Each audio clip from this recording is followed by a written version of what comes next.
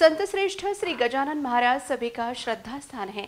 मेरे हर शुभ कार्य की शुरुआत श्री का दर्शन लेकर होती है, ऐसी प्रतिज्ञा केंद्रीय आरोग्य मंत्री प्रतापराव जाधव ने दी।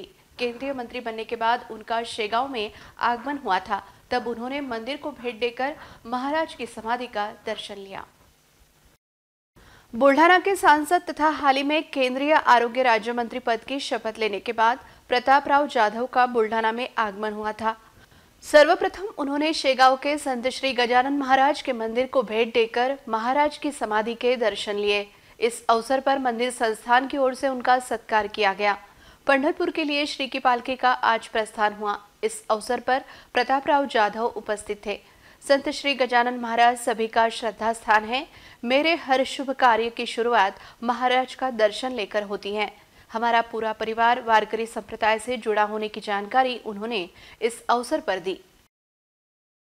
बघा, संत श्रेष्ठ संत श्री गजानन महाराज हे आपल्या सगळ्यांचं श्रद्धास्थान आहे आणि मी माझ्या जवळपास सगळ्या प्रत्येक कामाची सुरुवात ही संत गजानन महाराजांचं दर्शन घेऊन त्यांचे आशीर्वाद घेऊनच त्या ठिकाणी करतो।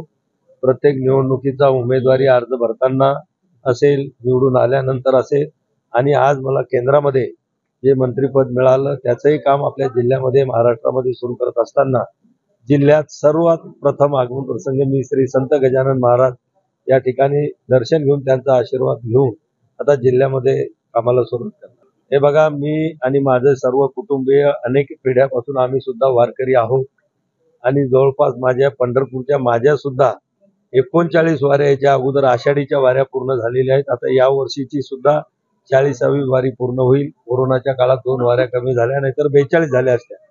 आणि संत गजानन महाराजांची जी पालखी पंढरपूरला प्रस्थान करते, मला वाटते साधारणतः किमान 2-3 वेळा तरी रस्त्यामध्ये कुठे दौरा असताना फिरताना त्या ठिकाणी मी त्या पालखीचं सुद्धा मी स्वागत करतो, दर्शन घेतो आणि आपल्या जिल्ह्यामध्ये ज्यावेळेस येते त्यावेळेसही दर्शन घेऊन बऱ्याचदा मी खामगाव ते शेगाव पैदल वारी सुद्धा संत गजानन महाराजांच्या पालखीसोबत केलेली आहे।